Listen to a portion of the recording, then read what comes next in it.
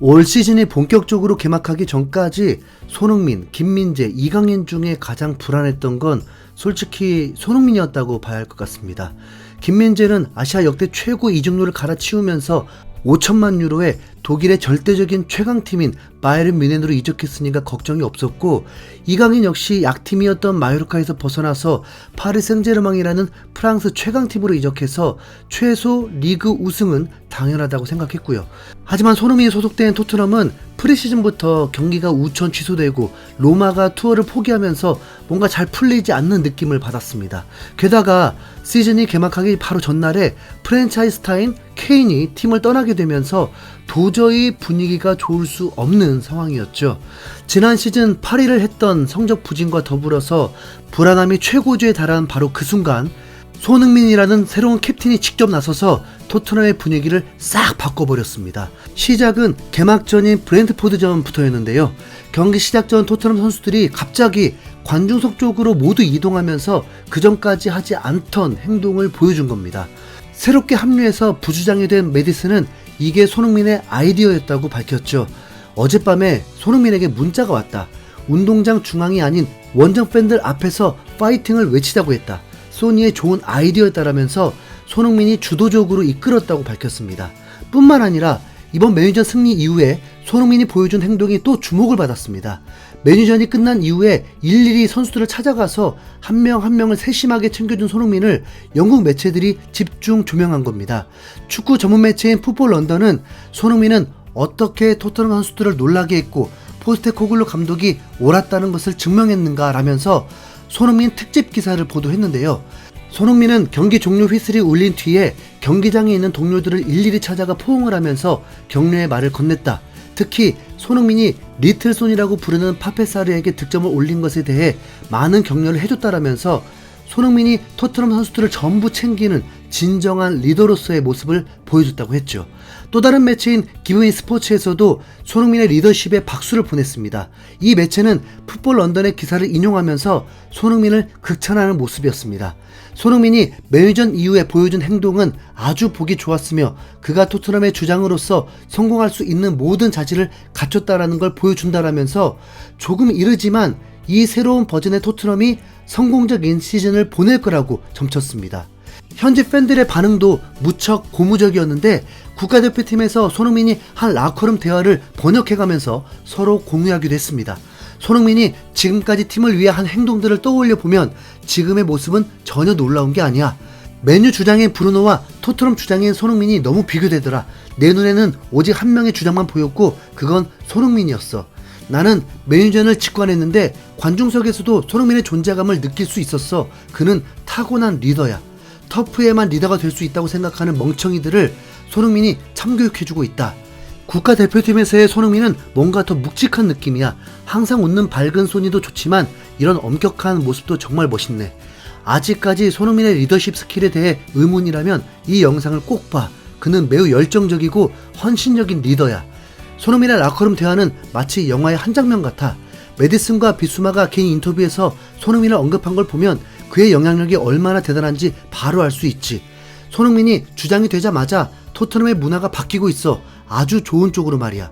그전까지는 주장단이 뭘 하고 있는지 몰랐는데 아무튼 엄청 못하고 있었다는 걸 깨달았어. 손흥민이 단숨에 팀을 바꿔놓는 걸 보라고. 손흥민은 토트넘의 주장이 되기 전에 한국 대표팀을 이끌고 3번의 국제대회를 치른 진짜 리더였어. 나는 단 한 번도 손흥민을 의심해 본 적이 없어. 올 시즌에 컵대회 우승도 가능하다고 믿어. 케인은 뛰어난 선수였을지 몰라도 뛰어난 주장은 아니었어. 손흥민을 보니 더 확실하네. 요리스, 케인, 다이어, 호이베르로 구성된 리더십 그룹이 해체돼서 속 시원하다. 그들은 아무짝에도 쓸모 없었어.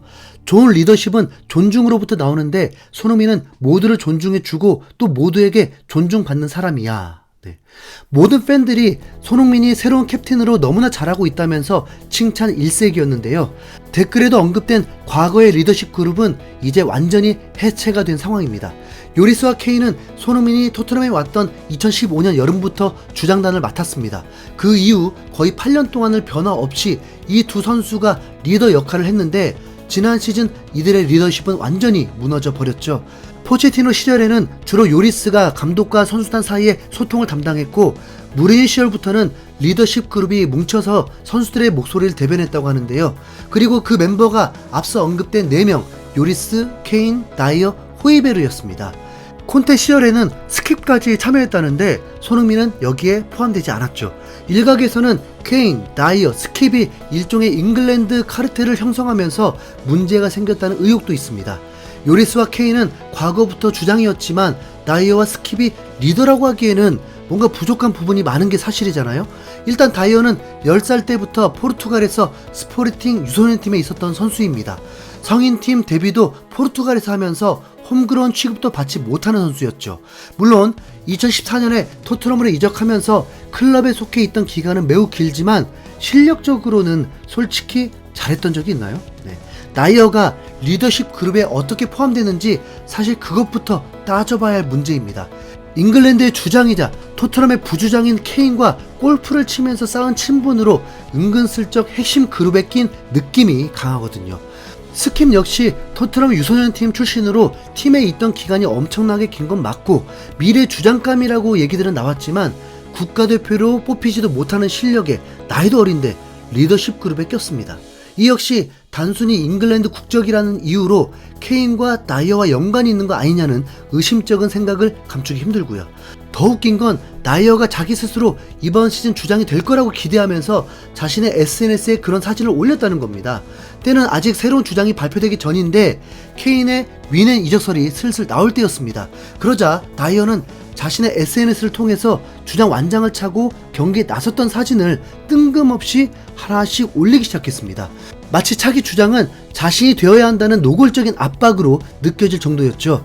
지난 시즌 리그 8위를 한 이유가 자신의 악몽 같은 실수였다는 건 생각하지 않고 추하게 권력을 바라는 것 같았습니다.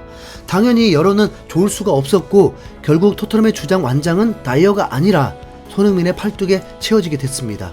요리스와 케인은 다른 팀으로 떠나게 되고 호이베르와 다이어까지 주전에서 제외되면서 토트넘의 리더십 그룹은 완전 해체됐는데요. 그 이후에 토트넘 선수들은 180도 달라져서 확실히 더 긍정적이고 열정적으로 변했습니다. 경기 중에도 서로 활발하게 소통하고 더 밝은 표정으로 축구를 하는 모습이었고요. 다이어는 오히려 포스테코글루 감독 명단에조차 오르지 못하면서 그래도 토트넘 소속 티는 내려고 관중석에서 알리와 지켜봐야 했습니다.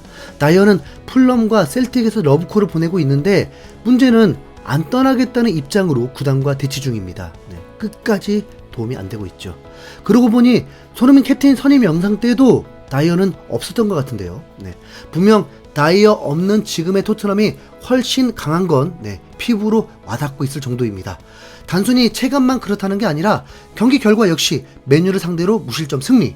이 정도면 손흥민 주장 선임은 초대박. 포스테코글루의 새 전술도 초대박. 맞죠? 정말 이번 시즌 기대해봐도 되지 않을까요? 이왕이면 카라바오컵보단 FA컵 우승 파이팅. 이상 흰수염고래였습니다. 감사합니다.